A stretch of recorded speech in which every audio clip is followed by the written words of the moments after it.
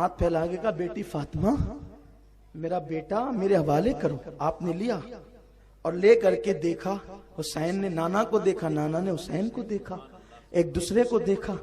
गोया कि इमामत ने नबूवत को देखा, नबूवत ने इमामत को देखा। और हुजूर मुस्कुराए, यूं मुस्कुराए जान सी कलियां पड़ गई, यूं लब कुशा हुए कि गुलिस्तां बना दिया।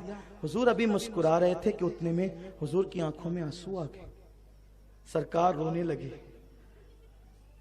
इस रोने पर कितनों को तकलीफ है। हुजूर रो रहे हैं, आंखों में आंसू है। देखो, जिस रोने से मुझे भी तकलीफ है वो आ ऊ करके इस रोने से तकलीफ है। इसलिए कि हुसैन का नाम पाक और मातम नहीं है अहले सुनन का शेवा, शहीद मरते नहीं है नज़्मी कुरान ऐलान कर रहा है। हमारी आंख में जो आंसू आते हैं वो मोहब्बत, हुजूर की आंख में आ गए तो फिर हमारी आंख की क्या बात। और हम तो मोहब्बत हुसैन में रोकर बहुत बड़ा काम हम क्या कर सकें।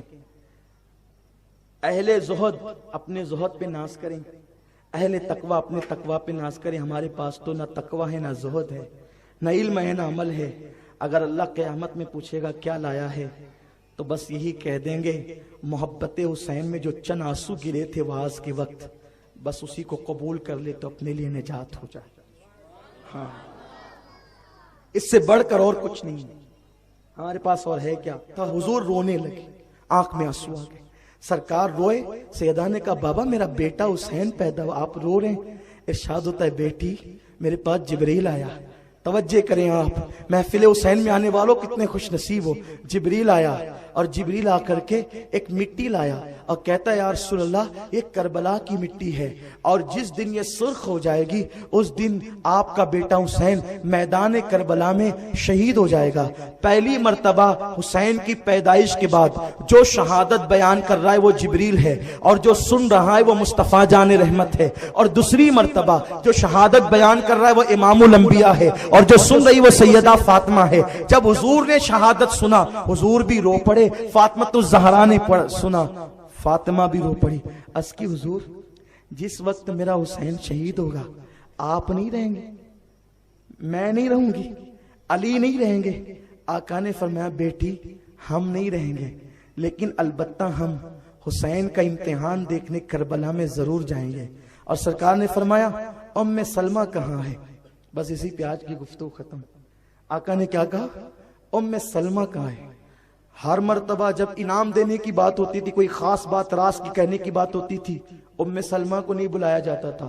महबूब रब्बुल आलमीन जो थी ना, जिसके बिस्तर पे कुरान नाजिल होता था, सिद्दीक की बेटी सिद्दीका, उस आयशा को बुलाया जाता था। लेकिन आज आयशा को नहीं बुलाया जा रहा है। उम्मे सलमा कहाँ है? उम्मे सलमा ने कहा, लब्बैक हुजूर मैं हाजिर हूँ, या रसूल अल्लाह मैं हाजिर हूँ। सरकार ने कहा, ये मिट्टी रखो, जब ये सुर्ख हो जाएगी, खून बन जाएगी, उस वक्त मेरा बेटा हुसैन शहीद हो जाएगा। उम्मे सलमा ने उसको एक बोतल में रखा। मैं हैरान हूं, या रसूल अल्लाह, आपको मिट्टी देना थी सैयदा फातिमा को देते, माँ ज्यादा हकदार थी, और किसी को देना था तो मोमिनों की माँ महबूब रब्बुल आलमीन वो ज्यादा हकदार थी। उम्मे सलमा भी उम्मुल मोमिनीन, आपने उनको क्यों दिया? तो बाद में पता चलता है कि फातिमा ज़हरा तो हुजूर के बाद 6 महीने के बाद ही पर्दा फरमाने वाली थी। मौला अली 40 साल के बाद पर्दा फरमाने वाले थे। सैयदा आयशा 50 साल के बाद पर्दा फरमाने वाली थी। लेकिन उम्मे सलमा करबला के वाक़े तक हयात रहने वाली थी। तो हुजूर उम्मे सलमा की जिंदगी को देख रहे थे और गोया के गैब की खबर दे रहे थे कि उम्मे सलमा ये मिट्टी ले, जब तक हुसैन शहीद नहीं होगा तू जिंदा रहेगी। बल्कि मिट्टी नहीं दे रहे थे उम्मे सलमा।